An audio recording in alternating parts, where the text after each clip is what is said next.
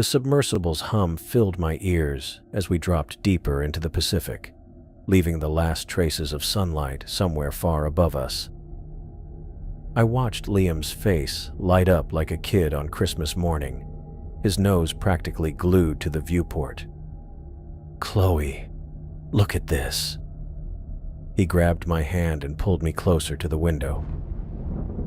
"Is that a giant squid?" Captain Ramirez's voice came through the speakers with a chuckle. "That's just a regular Pacific giant octopus, folks. Wait until we get deeper. That's where the real mysteries live." I squeezed Liam's hand back, trying to match his excitement. 3 months of planning this surprise had been worth it just to see him this happy. When I'd found out about these deep-sea honeymoon tours, I knew it was perfect for someone who'd spent our entire dating relationship talking about ocean mysteries and underwater exploration. "I can't believe you kept this secret for so long," Liam said, turning to kiss my cheek before immediately spinning back to the window. "Oh my God, what is that thing?"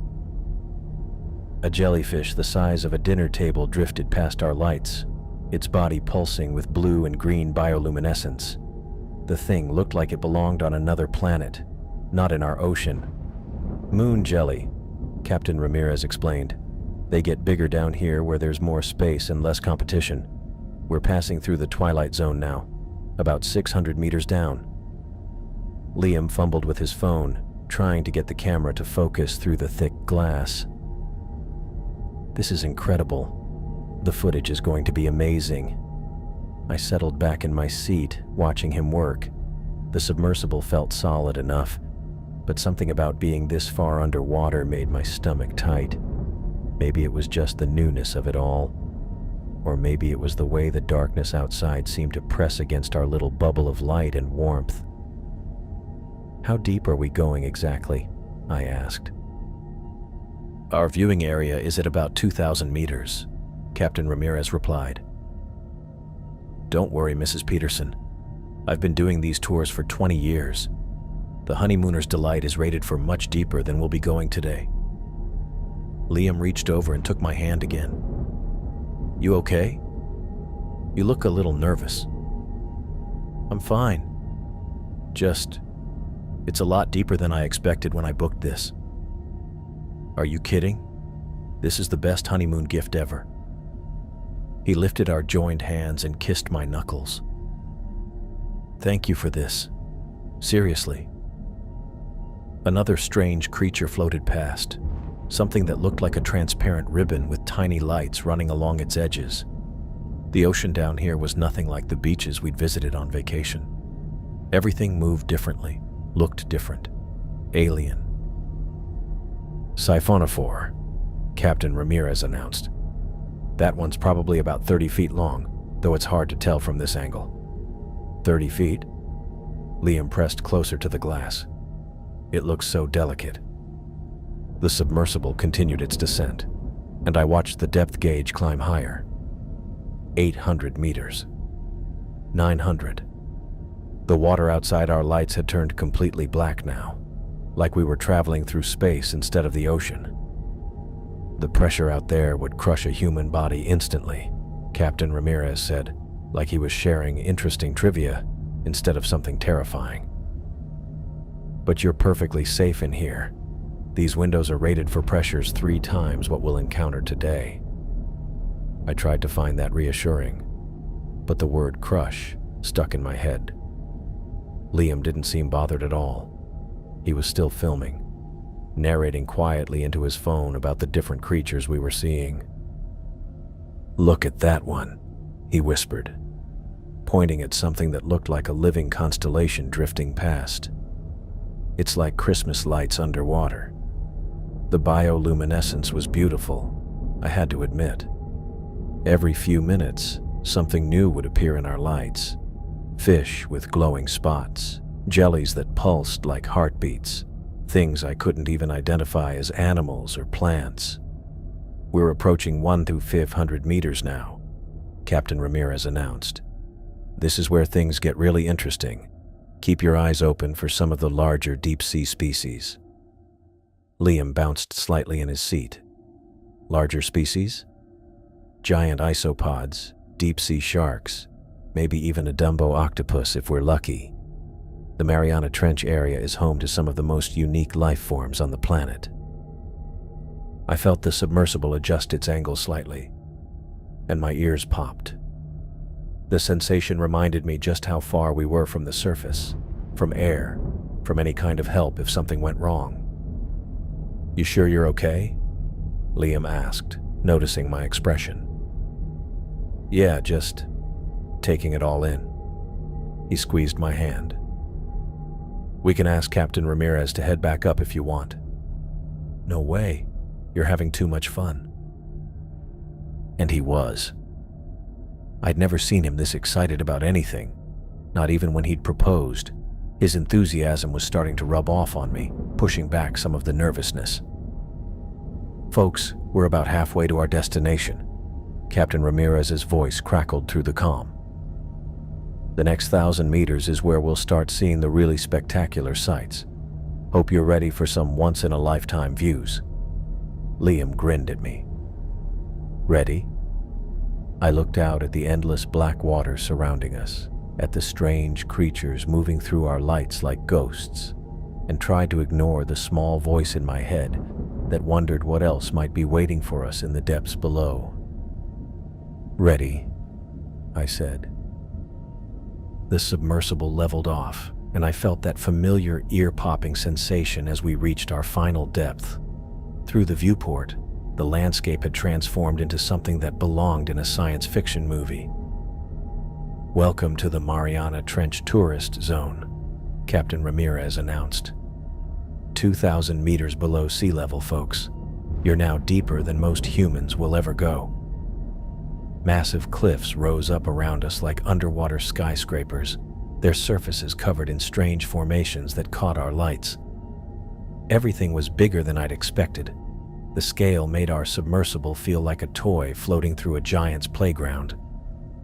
"This is unreal," Liam whispered, his phone already recording.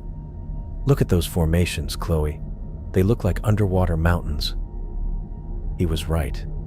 Towering peaks and valleys stretched out in every direction, carved by currents and pressure over millions of years. The rock faces were covered in what looked like snow, but was probably some kind of deep-sea sediment. "Those white patches you're seeing are mostly marine snow," Captain Ramirez explained, like he'd read my thoughts. "Dead plankton and organic matter that drifts down from the surface. It can accumulate for centuries down here." I watched a school of bizarre fish swim past. They were completely transparent except for their glowing organs. Their movements looked almost mechanical, perfectly synchronized as they navigated around the rocky outcroppings. "The life forms down here have adapted to pressures that would kill surface creatures instantly," Captain Ramirez continued. "No sunlight, no plant life, just pure survival evolution." Liam grabbed my hand and pointed at something moving along one of the cliff faces. "What is that thing?" A creature the size of a small car was crawling across the rock, its body covered in spines and what looked like armor plating. Multiple legs moved in a rippling pattern as it searched for food in the sediment. "Giant isopod," Captain Ramirez said with obvious pride.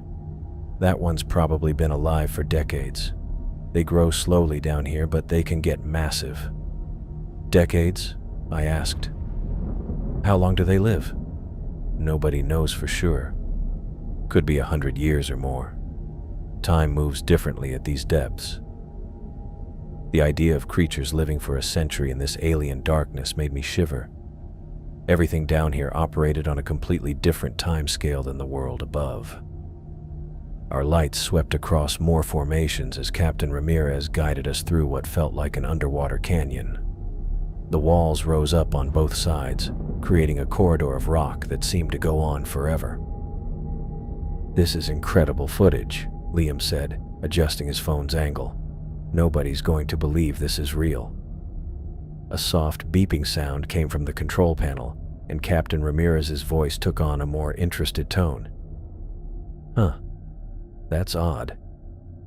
"What's odd?" I asked, though part of me didn't want to know. Sonar's picking up something unusual ahead. Large structure, but it doesn't match any of the geological surveys for this area. Liam perked up immediately. Structure? Like what kind of structure? Probably just an ancient rock formation we haven't cataloged yet. These trenches are full of surprises, but it's big, much bigger than anything else we've seen today. The submersible adjusted course slightly, and I felt the subtle shift in our movement. Through the viewport, the landscape ahead looked different somehow, though I couldn't put my finger on why. How big are we talking? Liam asked. Hard to say. The sonar reading is, well, it's stretching beyond our equipment's range. Whatever it is, it's been buried under sediment for a long time. I rubbed my arms, suddenly aware that the cabin felt cooler than it had a few minutes ago. The environmental display still showed normal temperatures, but goosebumps were forming on my skin anyway. You cold? Liam asked, noticing my movement. A little.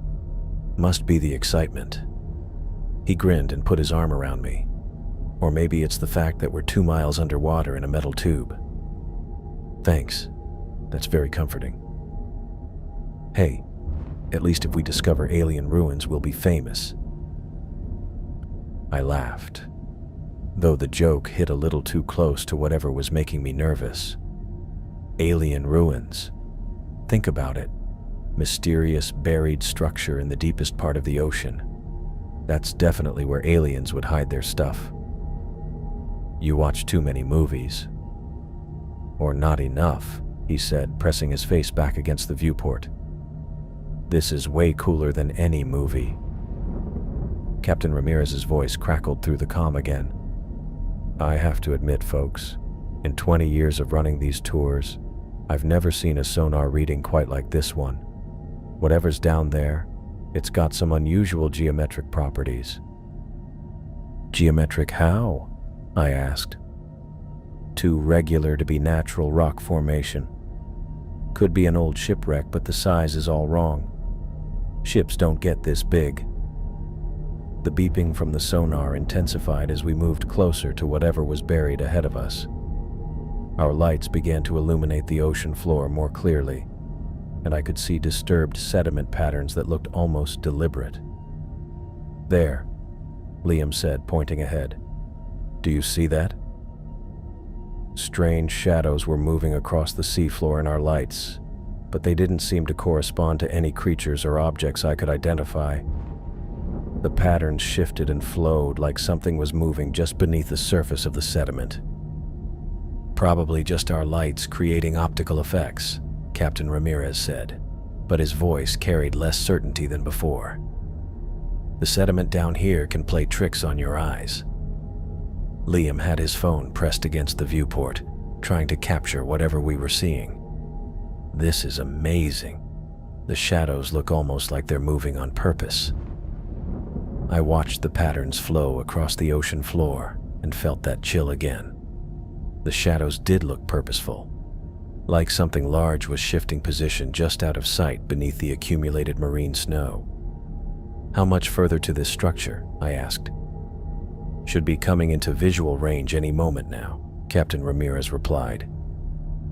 Get ready for something special, folks. Whatever's down there, you're probably the first tourists to ever see it. Liam squeezed my hand, his excitement infectious even through my growing unease. Ready for our big discovery? I looked ahead into the darkness beyond our lights, where something enormous waited buried in the depths, and tried to match his enthusiasm. Ready, I said. The submersible hung suspended above the buried structure, our lights casting long beams down through the water. Captain Ramirez's voice came through the comm with a thoughtful tone I hadn't heard before. You know, there are some old stories about this area, he said. Local fishermen have been talking about it for generations. Liam perked up immediately. What kind of stories? Well, supposedly there's an old pirate ship somewhere around here. The Sea Serpent, they called it. sank back in the 1600s during a storm, loaded with treasure from raids along the Spanish Main. A real pirate ship? Liam's excitement was infectious, but something about the captain's tone made my stomach tighten.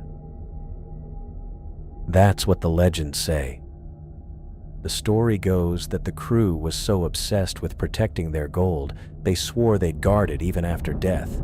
Typical pirate folklore, you understand. I watched Liam's face light up as he pressed closer to the viewport. That's incredible. Do you think this could actually be it? Captain Ramirez was quiet for a moment, and I could hear him adjusting controls. Well, I have to admit, I'm seeing some things down there that don't look like natural rock formation.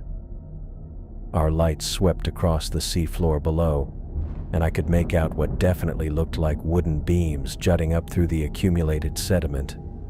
The shapes were too regular, too purposeful to be anything nature had carved. Those are ship timbers, Captain Ramirez said, and his voice carried genuine surprise. I'll be damned. We might actually be looking at wreckage down there. Liam grabbed my hand and squeezed it. This is amazing. We're looking at a real shipwreck. Can we get closer? Maybe we should move on, I said quickly. See some of the other areas you mentioned? Are you kidding? Liam turned to me with wide eyes. This is the discovery of a lifetime. Captain, can you tell us more about the sea serpent? Captain Ramirez seemed happy to oblige. The stories say it was captained by a man named Blackwater Jim. Ruthless pirate, even by the standards of his time. The ship was supposedly carrying the combined treasure of a dozen raids when it went down. I rubbed my arms, noticing that the cabin felt cooler than it had a few minutes ago. The environmental controls still showed normal temperature, but I could see my breath starting to fog slightly when I exhaled. The local legends claim the crew made some kind of pact, Captain Ramirez continued. Swore they'd never let anyone else claim their treasure, no matter what happened to them. The water around us seemed to be playing tricks with our lights. Everything looked slightly distorted, like heat waves, but underwater. I blinked hard, trying to focus on the wreckage below, but the optical effects made it difficult to see clearly. Look at that, Liam said, pointing down at the buried ship. Are those fish swimming around it? I followed his gaze and saw movement in the shadows below. Dark shapes were moving between the wooden beams, but their patterns seemed too organized for fish, too deliberate. Probably just deep-sea scavengers, Captain Ramirez said, but I caught a note of uncertainty in his voice. Let me try to get some better readings on this wreck. The submersible descended slightly, bringing us closer to the buried remains. I could see more details now. What looked like the curved ribs of a ship's hull, sections of deck planking, even what might have been part of a mast. The sonar's acting up, Captain Ramirez muttered. Getting some strange readings. The metal detector is going crazy too. Liam had his phone out again, trying to capture footage of the wreck. This is unbelievable. Nobody's going to believe we found an actual pirate ship. The movements below were becoming more pronounced. Whatever was down there, it wasn't behaving like any sea life I'd ever seen. The shapes moved in formation, circling the wreckage in patterns that looked almost protective. Captain, I said, maybe we should head back up. The instruments seem to be having problems. Just a few more minutes, Liam pleaded. This is incredible. Can you imagine the history down there? I watched the shadows move around the buried ship and felt that chill again. My breath was definitely fogging now, despite what the temperature gauge said. Something was wrong with our heating system, or something else was making the cabin cold. The water's doing something weird, I said, pointing at the strange shimmer effects around us. Everything looks distorted. Captain Ramirez was working his controls, trying to get consistent readings from his equipment. I'm seeing some unusual electromagnetic activity. Could be interference from mineral deposits in the wreck. The dark shapes below seem to be moving closer to the surface, rising up from the buried ship toward our lights.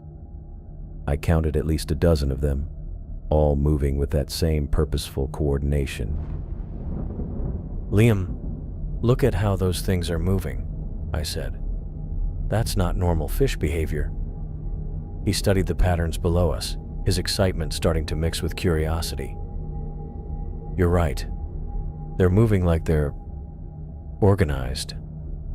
Probably just following current patterns around the wreck," Captain Ramirez said, but his voice lacked conviction.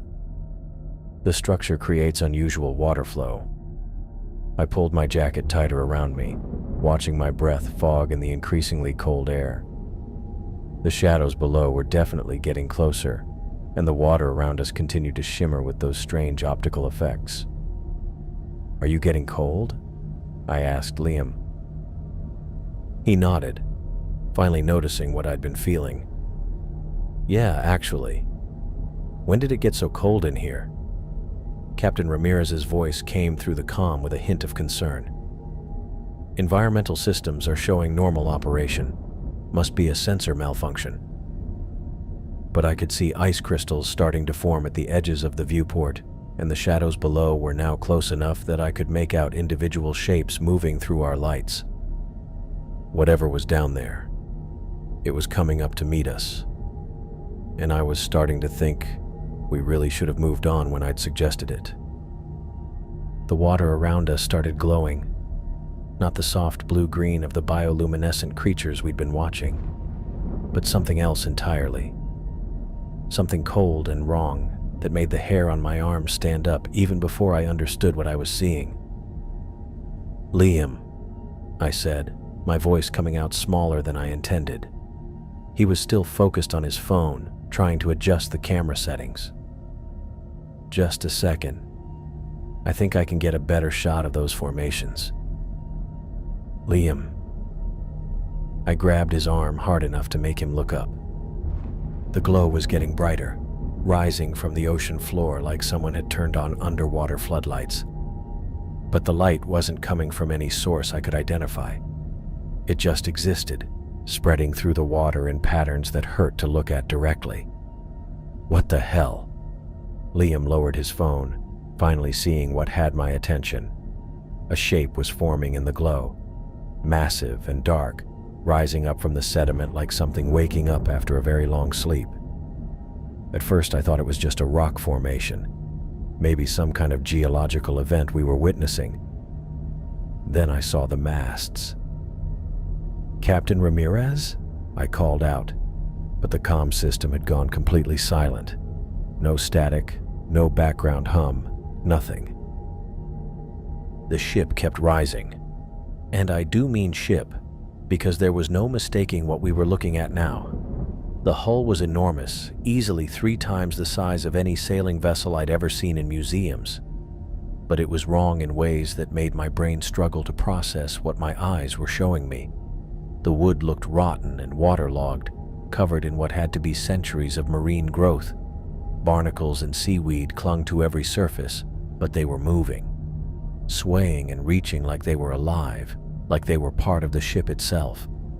The whole thing was translucent, like looking at something through frosted glass, but I could see every detail with perfect clarity.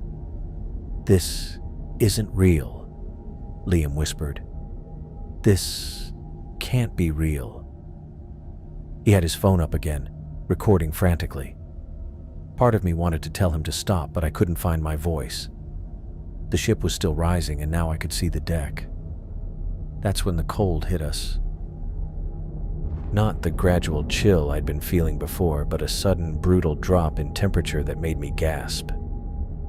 My breath came out in a white cloud, and I watched ice crystals start forming on the inside of the viewport.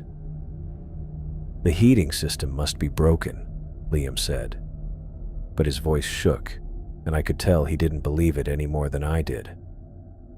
The deck of the ship was becoming visible now. and there were things moving on it. Dark shapes that walked upright, but didn't move like anything living. They shambled and swayed, their movements too jerky, too unnatural. "Captain Ramirez!" I shouted toward the comm system. "Captain, can you hear us?" Nothing. The silence from the control room was almost worse than what we were seeing outside. One of the shapes on the deck turned toward us.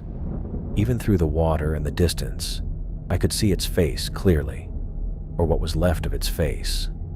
Hollow eye sockets, skin hanging in tatters, jaw hanging open at an angle that was all wrong. "Oh God," Liam breathed. "Oh God, Chloe, are you seeing this?" More of them were turning now. A whole crew of rotting skeletal figures in the remains of old-fashioned clothing. Tricorn hats, long coats, boots that looked like they belonged in a pirate movie. But these weren't costumes or props. These were real, and they were all looking directly at our submersible. The ship's sails were billowing now, filled with wind that couldn't possibly exist 2,000 meters underwater. The fabric was torn and stained, but it moved like it was catching a strong breeze. The whole vessel swayed gently, like it was floating on the surface instead of rising from the ocean floor. "This is impossible," Liam said, still recording. "This is completely impossible." I wanted to agree with him, but the ice forming on the viewport was getting thicker. The cold was so intense now that I could barely feel my fingers, even with them pressed against my jacket. Whatever was happening, it was affecting our environment in very real ways. The ghostly crew was moving with more purpose now. They walked across the deck toward the railing closest to us, their movements becoming more coordinated, more deliberate, like they'd noticed us and were deciding what to do about it. "Captain!" I tried the comm again, practically screaming. "Captain Ramirez, we need to leave, now."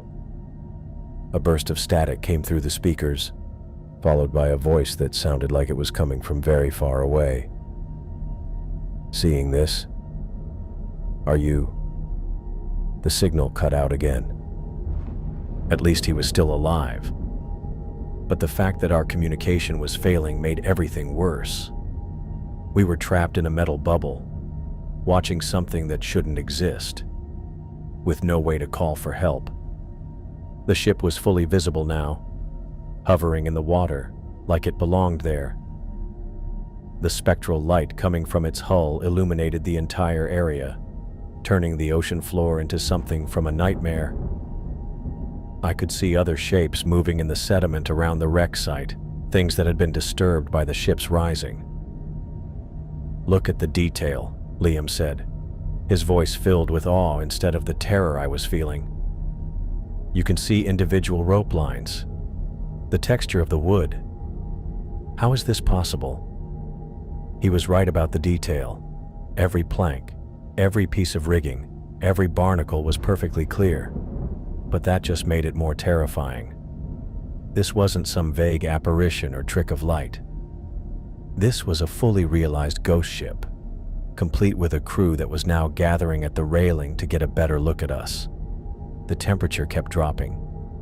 I could see my breath with every exhale, and the ice on the viewport was spreading inward from the edges.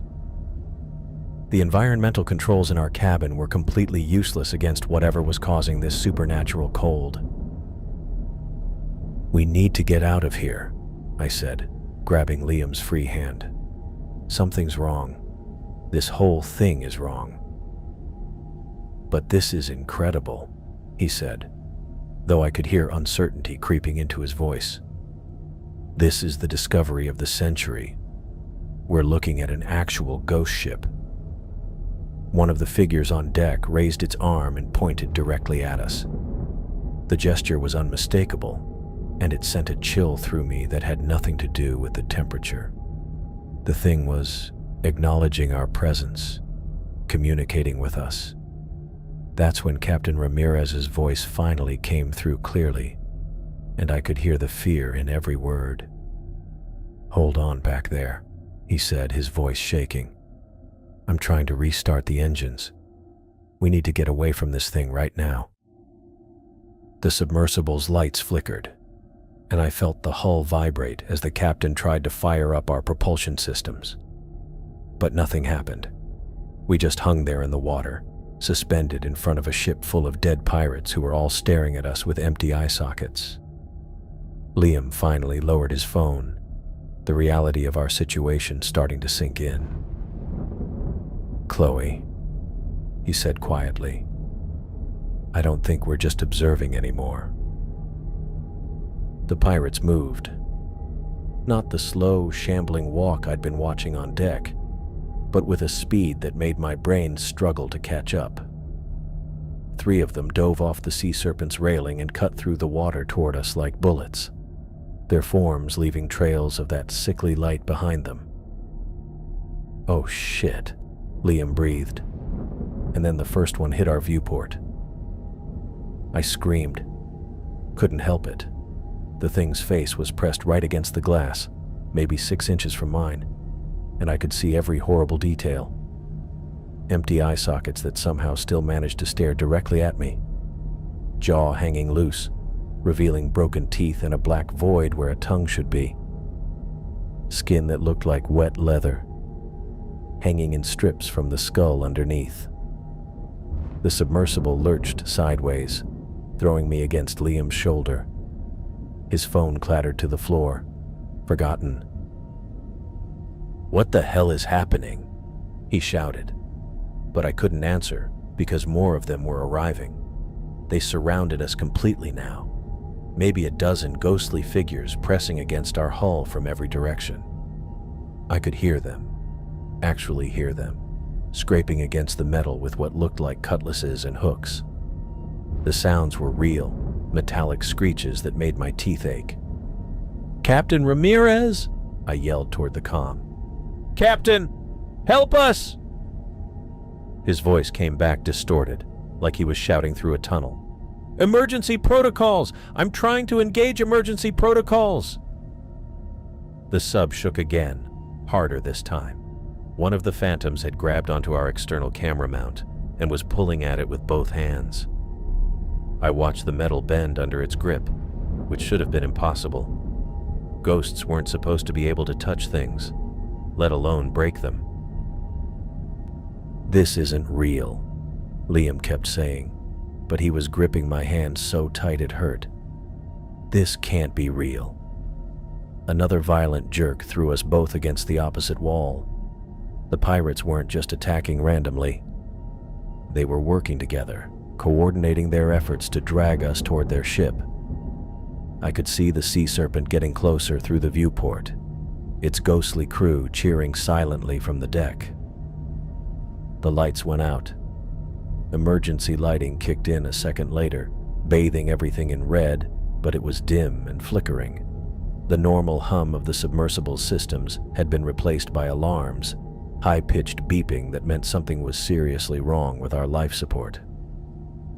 "Pressure readings are all over the place," Captain Ramirez's voice crackled through the static. "I'm losing control of the thrusters."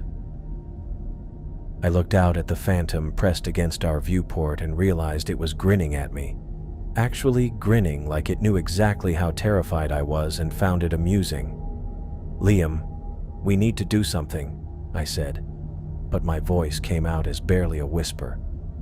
He was staring at the ghost outside, his face pale in the red emergency lighting. "What can we do? They're dead. They're supposed to be dead."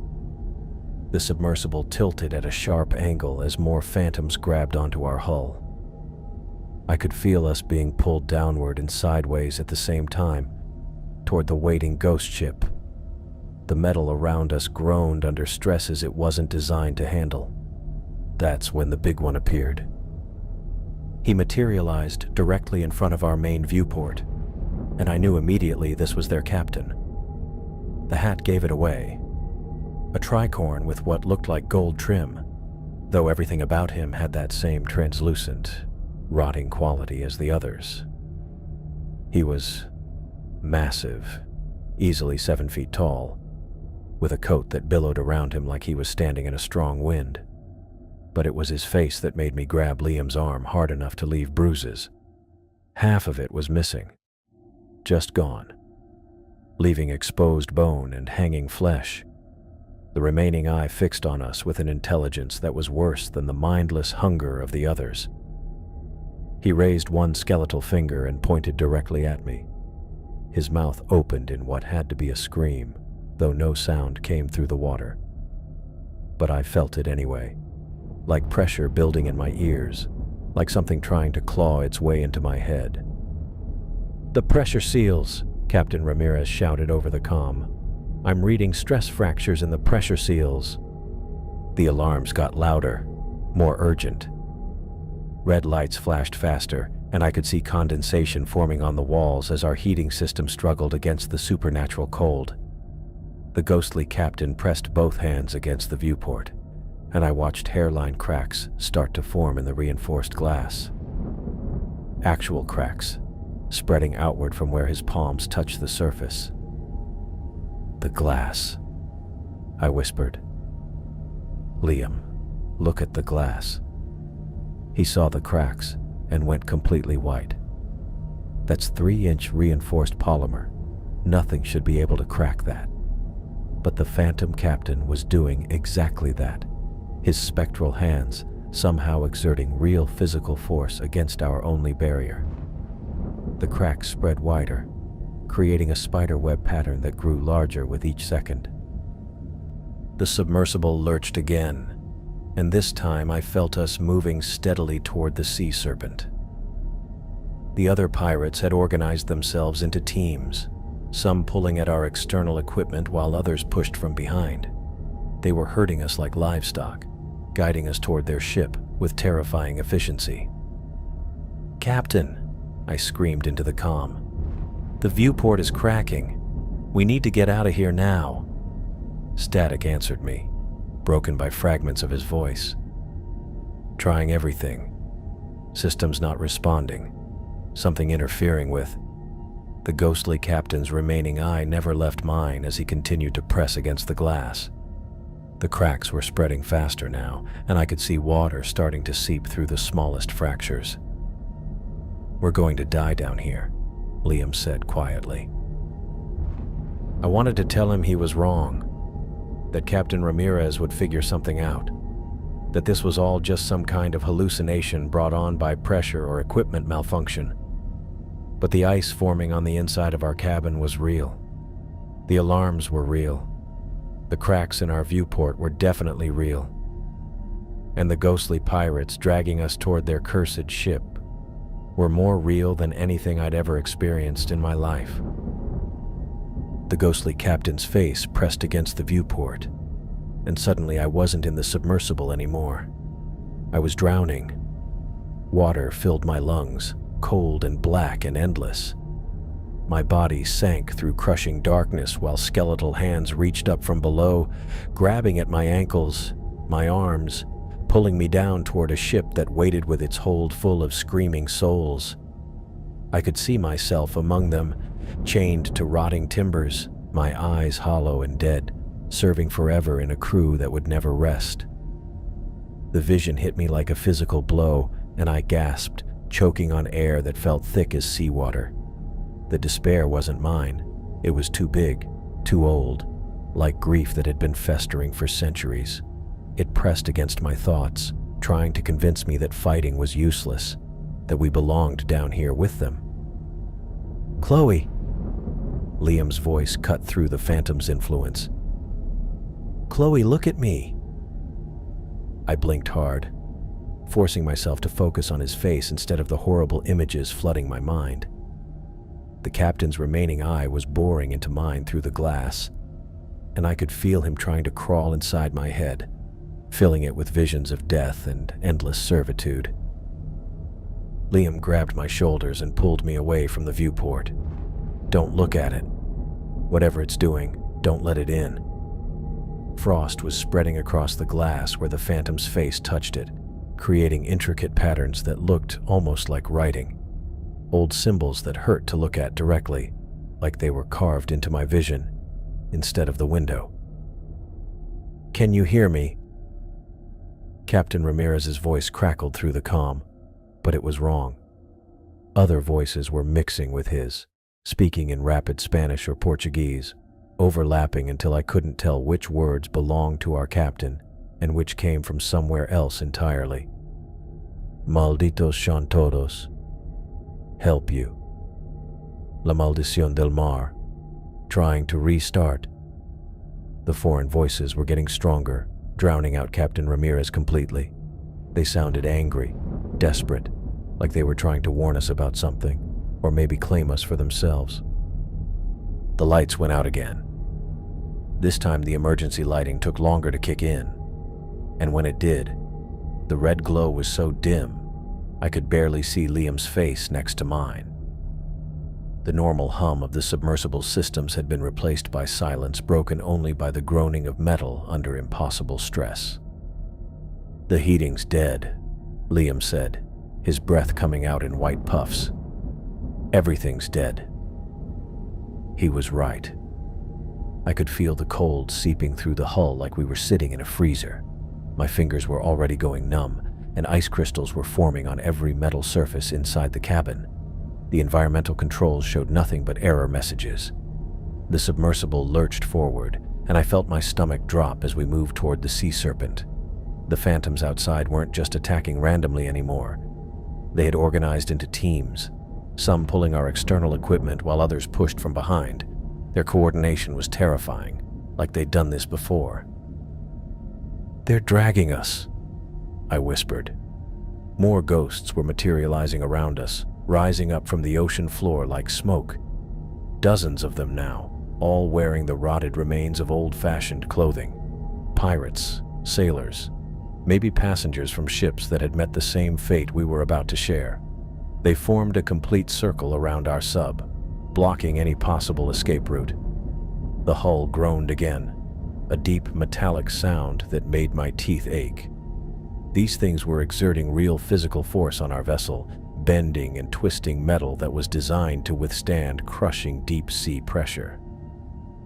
"Liam, try the controls," I said, fighting to keep my voice steady. "Try anything." He scrambled toward the emergency panel, his hands shaking from cold and fear. Nothing's responding. The power's completely gone. I watched him flip switches and press buttons, but the displays stayed dark. Whatever the phantoms were doing to us, they'd found a way to interfere with our electrical systems. We were trapped in a metal coffin, being pulled toward a ghost ship by creatures that shouldn't exist. A sharp crack made me spin around. One of the side windows had a hairline fracture running down its center, thin as a spider's thread but growing longer as I watched. "The window," I said. Liam looked where I was pointing and went pale. "That's impossible. Those windows are rated for pressures we'll never encounter." But the crack kept spreading, branching out into smaller fractures. The phantom captain was still pressed against our main viewport, and now I could see other ghosts positioning themselves at our side windows, their skeletal hands flat against the glass. The emergency lighting flickered, dimmed, then flared back to life. In that brief moment of brightness, I noticed something that made my heart skip. The ghosts pulled back slightly when the light got brighter. "Liam," I said, grabbing his arm. "The lights. Look at how they react to the lights." He followed my gaze and saw what I was seeing. The phantoms were avoiding the areas where our emergency lighting was strongest, clustering instead around the darker sections of our hull. When the red glow flickered brighter, they actually recoiled. "They don't like the light," he breathed. "Can you get more power to the emergency system? Make it brighter?" He turned back to the control panel, studying the dead displays with new purpose. "Maybe, if I can reroute power from the life support back up." The submersible tilted at a steeper angle as more phantoms joined the effort to drag us toward their ship. Through the cracked side window, I could see the sea serpent getting closer, its ghostly crew preparing to welcome new members. The foreign voices on the comm were getting louder, more insistent. I caught fragments that sounded like warnings, but I couldn't understand enough to know what they were trying to tell us. Liam was working frantically at the panel, his breath fogging in the frigid air. There has to be something, some kind of emergency system we can activate. The crack in the side window spread further, and I heard the faint sound of water beginning to seep through. Not much yet, but enough to let me know our time was running out. The ghostly captain's eye never left mine as he continued pressing against the main viewport. I could feel his will pushing against my thoughts, trying to fill my mind with images of surrender, of joining his crew willingly. The despair was so thick I could barely breathe, but watching Liam work, seeing him refuse to give up even when everything seemed hopeless, gave me something to hold on to. We were in this together. Whatever happened, we'd face it together. There, Liam said suddenly. Emergency strobe system. It's designed for surface signaling, but if I can activate it down here. The phantoms seemed to sense his discovery. The captain's face twisted into a soundless snarl, and the other ghosts pressed closer to our hull, their attacks becoming more frenzied. Do it, I said. Whatever you're thinking, do it now. The lights, I shouted to Liam, pointing at the phantoms pulling back from our brighter emergency glow. They don't like bright light. He spun around from the dead control panel, his eyes wide with understanding. Emergency systems. There has to be something we can use. We both dove for the controls, our hands fumbling over switches and buttons in the dim red lighting. The submersible lurched again, throwing me against the panel hard enough to bruise my ribs. Through the cracked viewport, I could see more ghosts materializing on the sea serpent's deck, waiting for us with skeletal grins. Can you hear me? Captain Ramirez's voice burst through the static. Emergency strobes. Camera system. Captain, I yelled toward the comm. We can hear you. What about the strobes? External camera strobes. Emergency signaling. Need both of you. Liam was already tracing wiring diagrams on the emergency panel with his finger. Here, external camera strobe system. It's designed for surface rescue signaling. The ghostly captain pressed harder against our main viewport, and I watched the cracks spread like lightning across the reinforced glass. His remaining eye burned with rage as he realized what we were planning. How do we activate it? I asked, grabbing onto Liam's arm as the sub tilted at an even steeper angle. Two-person safety system, he said, pointing at separate switches on opposite sides of the panel. You hold the power relay. I'll trigger the activation sequence. Ice was forming faster now, coating the walls and ceiling in a layer of frost that made everything slippery. My breath came out in thick white clouds, and I could barely feel my fingers as I reached for the relay switch. The phantom captain seemed to understand what we were doing. His soundless scream made the hull vibrate, and he began pounding against the viewport with both fists. The glass buckled inward with each blow, creating a spider web of fractures that spread wider every second. Now, Liam shouted. I slammed down the power relay switch and held it with both hands. The panel lit up with warning lights as power flowed to systems that weren't meant to operate at this depth. Liam's fingers flew over the activation sequence, entering codes that Captain Ramirez was shouting through the static-filled comm. The submersible shook violently as more phantoms grabbed onto our hull. I could see dozens of them now, swarming around us like angry wasps. The sea serpent was so close I could make out individual rope lines on its rigging, and the ghostly crew was cheering silently from the deck. Almost got it, Liam muttered, sweat beading on his forehead despite the freezing temperature. Just need to bypass the depth safety. The viewport buckled again, and this time I heard the sharp crack of glass beginning to fail. Water started seeping through the largest fracture, just a few drops, but enough to let me know we had seconds left. The ghostly captain's face was inches from mine now, separated only by failing glass. His hollow eye socket seemed to pull at my vision, trying to drag me back into those horrible visions of drowning and eternal servitude. "Don't look at him," Liam said, his voice tight with concentration. "Keep holding that switch." My hands were cramping from gripping the relay so hard, but I didn't dare let go. The power readings on the panel were fluctuating wildly as our damaged systems tried to handle the emergency strobe activation. "Almost there. Hold on." Captain Ramirez's voice was clearer now, like the electrical interference was fading. The Phantom Captain raised both fists above his head, preparing to deliver a final blow that would shatter our viewport completely. Behind him, I could see the other ghosts positioning themselves to rush in the moment our barrier failed.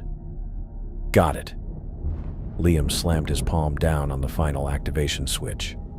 Brilliant white light erupted from every external camera on our submersible. The effect was immediate and devastating. The ghostly captain's face contorted in what had to be agony as the intense strobes hit him. His form flickered like a bad television signal, becoming translucent and wavering. He jerked backward from the viewport, his skeletal hands clawing at his face. All around us, the phantom pirates were reacting the same way. They released their grip on our hull and fled backward through the water, their forms becoming fainter with each pulse of the strobes.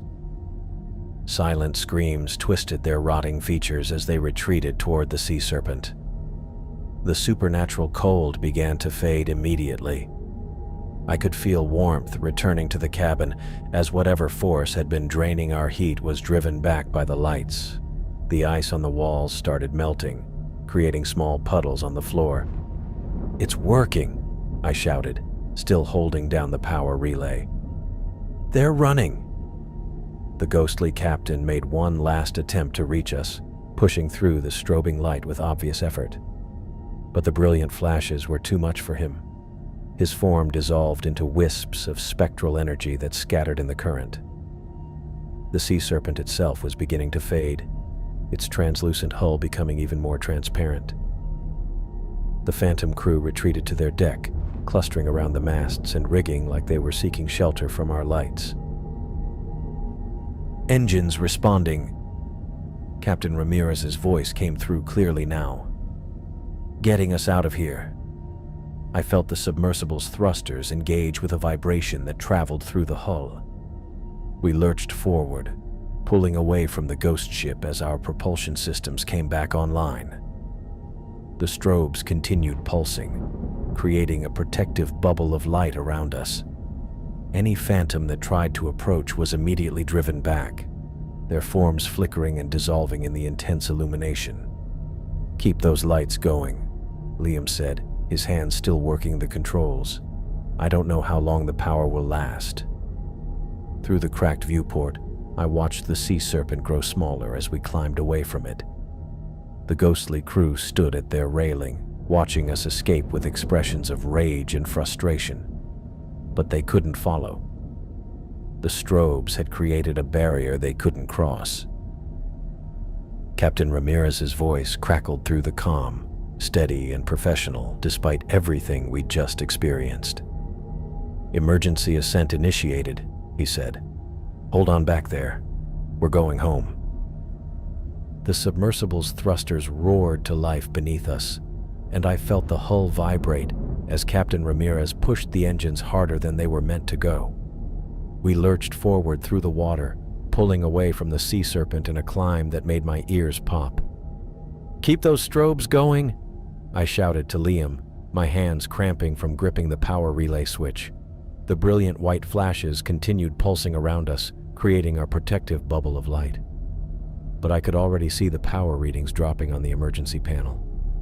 These systems weren't designed for extended use at depth, and we were burning through our backup power fast. Through the spiderweb of cracks in our main viewport, I watched the ghostly ship growing smaller below us. The Phantom crew had retreated to their deck, but they weren't giving up. Dark shapes were diving off the sea serpent's railing, cutting through the water toward us with that same impossible speed. "They're following us," Liam said, his voice tight with fear. Captain Ramirez's voice crackled through the comm, clearer now but strained. "I'm pushing the engines past redline. Hull integrity is holding, but barely. How are those lights?"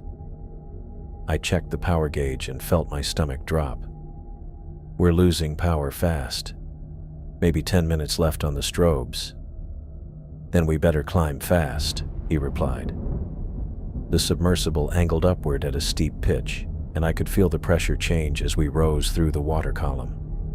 But the phantoms were gaining on us. I counted at least 6 of them, their spectral forms leaving trails of that sickly light as they swam upward in pursuit. The first one reached our hull with a metallic scrape that made my teeth ache. Then another. They were grabbing onto our external equipment, trying to slow our ascent or damage our thrusters. "Something's wrong with the port engine," Captain Ramirez called out. "I'm reading stress fractures in the housing." The submersible lurched sideways, and I heard the grinding sound of metal being bent beyond its limits. One of the phantoms had wrapped itself around our port thruster, its skeletal hands tearing at the protective housing.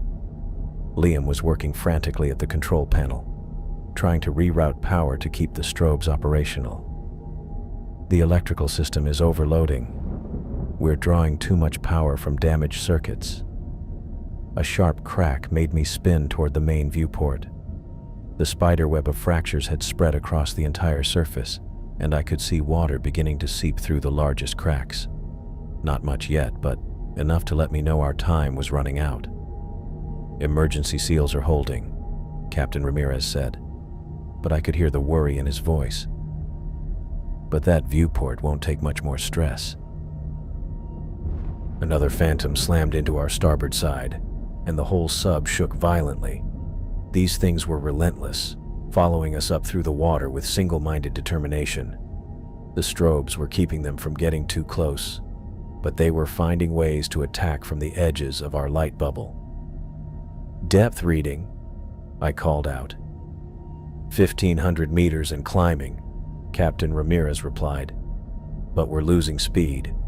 Whatever they're doing to the engines, it's working." I looked down through the cracked glass and saw the sea serpent beginning to fade, its translucent hull becoming even more ghostly as we climbed away from its resting place. But the phantom crew wasn't giving up. More shapes were diving from the deck, joining the pursuit. The power gauge dropped another notch, and the strobes flickered for a terrifying second before stabilizing. "Liam, how much longer can we keep this up?" He was sweating despite the cold, his hands flying over the emergency controls. "Maybe 5 minutes. The backup batteries are almost drained." 5 minutes. I tried to calculate how far we could climb in 5 minutes with damaged engines and phantoms trying to drag us back down. It didn't look good. The submersible groaned around us, metal stressed beyond its design limits. I could hear new sounds now, the hull flexing, rivets straining, systems failing one by one as we pushed everything past the breaking point. "Captain, what's our ascent rate?" I asked. "Slower than I'd like. These things are creating drag, and the port engine is running at maybe 60% power." Another phantom reached our hull, this one grabbing onto our external camera mount. I watched through the cracked viewport as it began tearing at the equipment with its skeletal hands, trying to disable our strobes at their source. "They're going after the lights," I said. Liam looked where I was pointing and went pale. "If they damage the external strobes, we'll lose our protection." The phantom worked methodically, its rotting fingers surprisingly dexterous as it pulled apart wiring and housing. Sparks flew through the water as connections were severed, and one of our strobe arrays went dark. "Lost strobe array 3, Captain Ramirez reported. "Still have arrays 1, 2, and 4 operational." But I could see more phantoms moving toward our remaining light sources. They'd figured out our weakness and were systematically trying to eliminate our defenses. The main viewport buckled inward with a sharp crack that made my heart skip. Water was seeping through faster now, creating small puddles on the cabin floor. The emergency seals were holding, but barely. 1,200 meters, Captain Ramirez called out. Hull stress is approaching critical levels. I grabbed Liam's hand as the submersible shuddered around us. We were climbing, but slowly, and the phantoms were doing everything they could to stop us. The strobes flickered again, dimmer this time, and I knew we were running out of options. There has to be something else, I said. Some other system we can use. Liam was studying the emergency panel with desperate intensity. Ballast tanks. If we can emergency blow the ballast tanks, we might get enough buoyancy to break free. Do it, I said without hesitation. He reached for the ballast controls, but another violent shake threw him against the wall. A phantom had wrapped itself around our starboard thruster now, and I could see it tearing at the propulsion system with methodical precision. The strobes flickered again, staying dim for several seconds before flaring back to life. Our protective bubble was failing, and the phantoms were getting bolder, moving closer to our hull despite the lights. 1,000 meters, Captain Ramirez announced. Emergency ballast blow in 3, 2, 1. I felt the submersible lurch upward as compressed air forced water out of our ballast tanks. The sudden buoyancy change caught the phantoms off guard, and several lost their grip on our hull as we shot toward the surface, but not all of them. The phantom captain materialized directly in front of our cracked viewport, his remaining eye burning with rage. He pressed both hands against the failing glass, and I watched new fractures spread outward from his touch. He's not giving up, I whispered. The ghostly captain's mouth opened in another soundless scream, and I felt that familiar pressure building in my head. But this time, with Liam's hand in mine and the surface getting closer, the despair couldn't take hold. We were going to make it. We had to make it. The strobes gave one final brilliant pulse before dying completely. Emergency lighting was all we had left, casting everything in dim red shadows. But we were still climbing, still rising towards safety. 800 meters, Captain Ramirez called out. Surface contact in sight. Through the fractured viewport, I could see the phantom captain's form beginning to waver.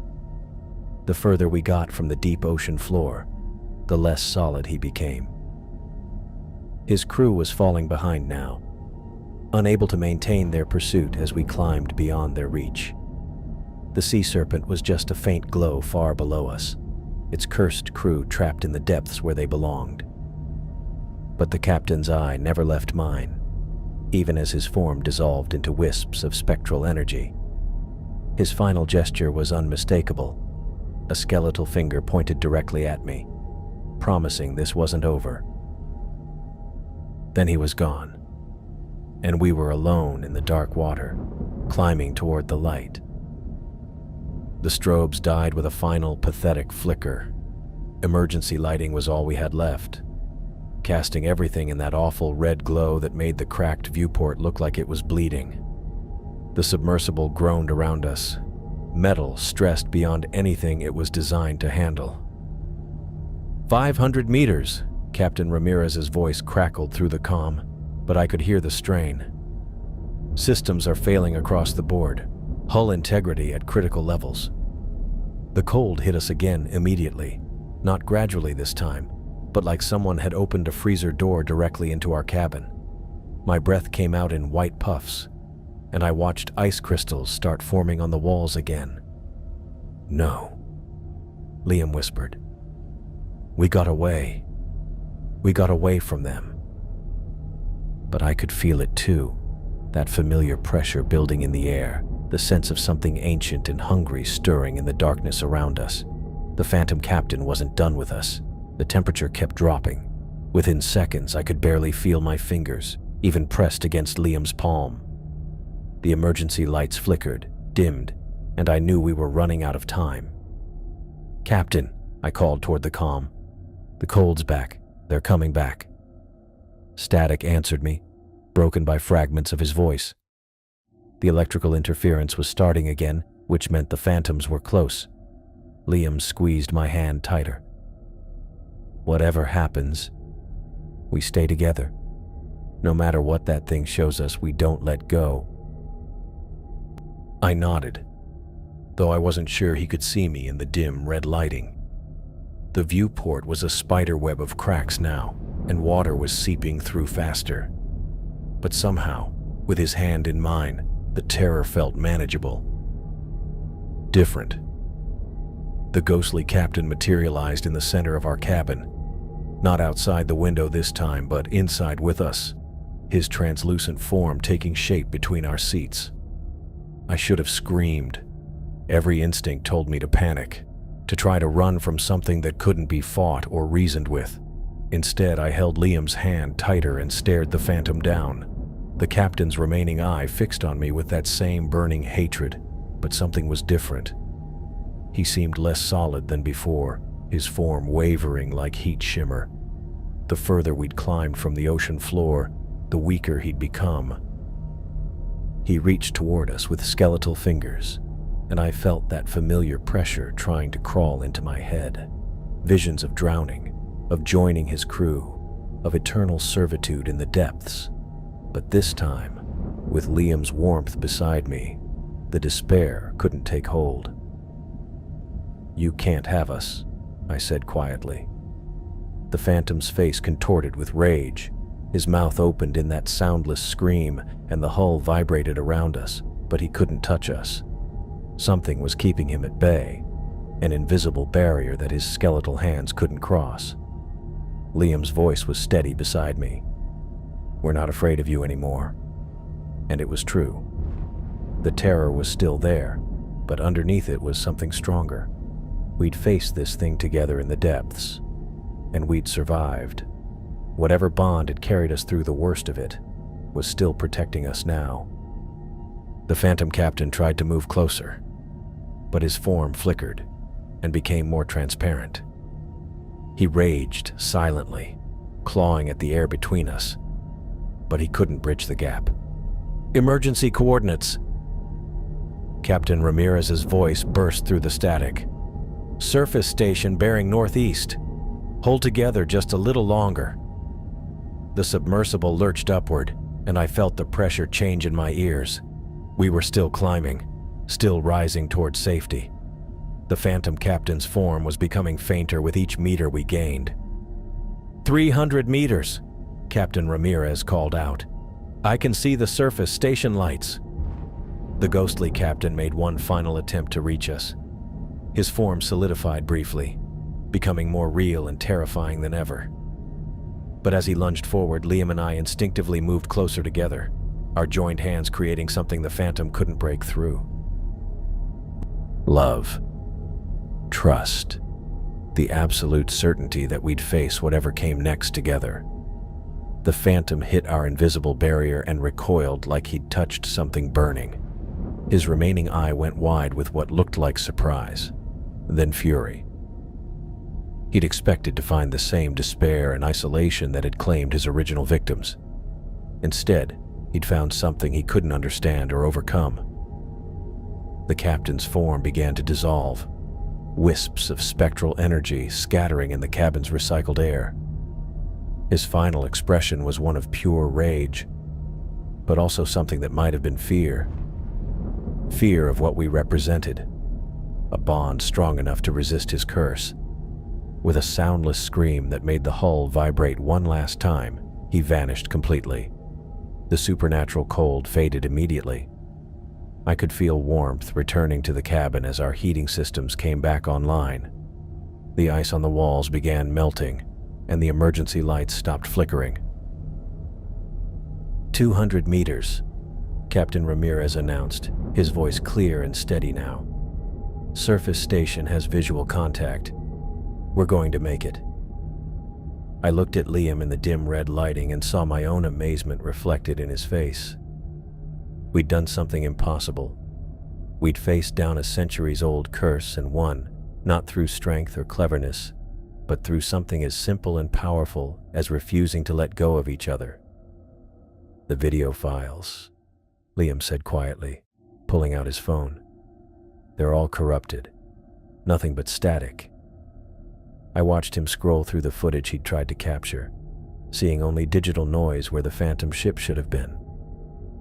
Part of me felt relieved. Some experiences weren't meant to be shared with the world. "Good," I said. "This is ours. Just ours." The submersible's hull groaned one final time as we broke through into shallower waters. Through the cracked viewport, I could see lights above us. Real lights, electric and warm and completely ordinary. The surface station was waiting, along with safety and solid ground, and a world where ghost ships belonged in stories, not in the crushing depths of the ocean. Captain Ramirez's voice came through the comm, professional and calm despite everything we'd been through. "Surface in 60 seconds, he said. "Welcome back to the world of the living, folks." Liam squeezed my hand as we rose toward the light, and I knew our honeymoon had become something far more profound than either of us had planned. We'd been tested in ways we never could have imagined, and we'd passed that test together. Whatever challenges lay ahead in our marriage, we'd face them with the knowledge that our bond was strong enough to overcome anything, even the supernatural fury of the damned. The submersible broke the surface with a splash that sent water cascading down the cracked viewport, and for the first time in hours, I could breathe easily again. The rescue boat's engines cut to idle as we pulled alongside the emergency station platform. I could hear voices shouting instructions, the clatter of equipment being moved around, but everything felt distant and muffled, like I was hearing it through water. "Easy does it," one of the rescue crew called out as they secured our battered submersible to the dock. "We've got you now." Captain Ramirez emerged from the control section first, his face pale and drawn. He moved like someone who'd aged 10 years in the past few hours, his usual confident demeanor replaced by something haunted. "Medical team to the dock," someone was saying into a radio. 3 passengers, possible decompression sickness, equipment failure during deep-sea tour. Liam helped me climb out of the submersible's hatch, my legs shaking so badly I could barely stand. The platform felt impossibly solid under my feet after hours of floating in that metal bubble. Real ground, real air, real sunlight streaming down from a normal sky. "Ma'am, can you tell me your name?" A paramedic appeared beside me, shining a small flashlight into my eyes. "Chloe Peterson," I managed. "This is my husband, Liam." The medic nodded, making notes on a clipboard. "Any nausea, dizziness, joint pain?" "We need to check for decompression symptoms." I shook my head, though everything still felt surreal. The phantom captain's face kept flashing in my memory, but here in the bright afternoon sun, it seemed impossible that any of it had really happened. A Coast Guard officer approached Captain Ramirez, his expression serious. "Captain, we're going to need a full report on what happened down there. Your emergency beacon indicated multiple system failures." "Equipment malfunction," Captain Ramirez said quietly. "Electrical problems, heating system failure, pressure seal stress. We were lucky to make it back up." The officer made notes, but I could see skepticism in his expression. "Your initial distress call mentioned unusual readings. Something about unidentified structures?" Captain Ramirez glanced at us, then back at the officer. "Sonar interference, probably mineral deposits playing tricks on the equipment. You know how it is at those depths. And the external cameras? Complete failure. All the footage is corrupted." The officer's pen stopped moving. "All of it? That's unusual for a system failure." Deep-sea electronics are unpredictable, Captain Ramirez replied, but his voice lacked conviction. Liam was sitting on a bench nearby, staring at his phone. The screen showed nothing but static where his videos should have been. He scrolled through the files with a strange expression, like he was seeing something the rest of us couldn't. "Sir," the Coast Guard officer had moved over to us. "We'll need statements from both of you about what you observed during the dive." I looked at Liam, then back at the officer. How could we possibly explain what we'd seen? Who would believe us? "Equipment failures," I said finally.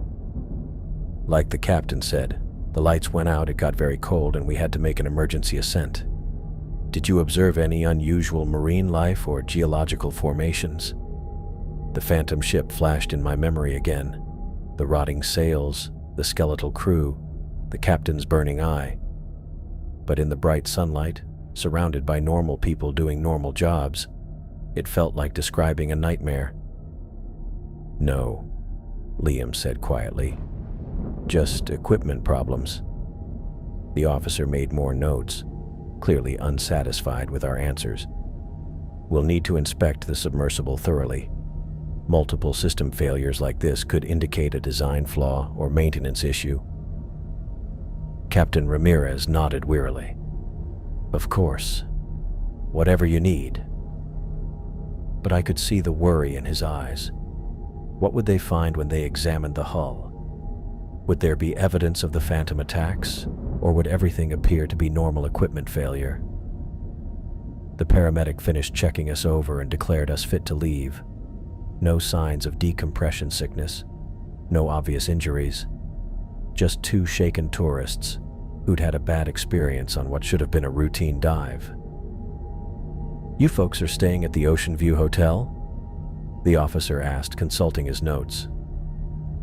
"Yes," I said. "We may have follow-up questions once we complete our investigation. Please don't leave the area for the next 24 hours. We nodded and gathered our things. As we walked toward the parking area where a taxi was waiting, I heard the Coast Guard officer talking quietly to his partner.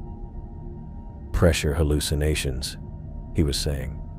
"Happens more often than people think at those depths. The mind plays tricks. All three of them. Group hysteria. One person starts seeing things, the others follow along. Classic case." I felt Liam's hand slip into mine as we climbed into the taxi. The driver asked for our hotel address, and we rode in silence through the small coastal town. Everything looked normal. Tourists walking along the waterfront, shops selling souvenirs, families enjoying their vacations.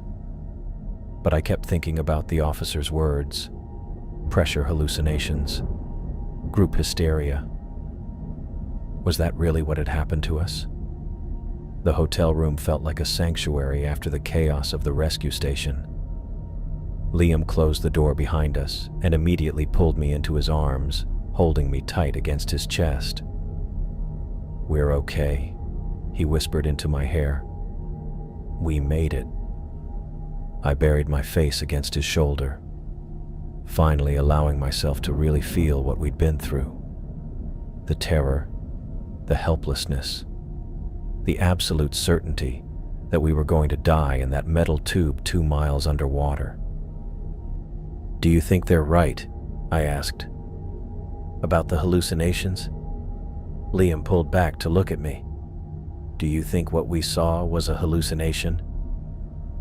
I thought about the supernatural cold, the way the phantoms had been able to crack our viewport, the feeling of the ghostly captain trying to crawl inside my head.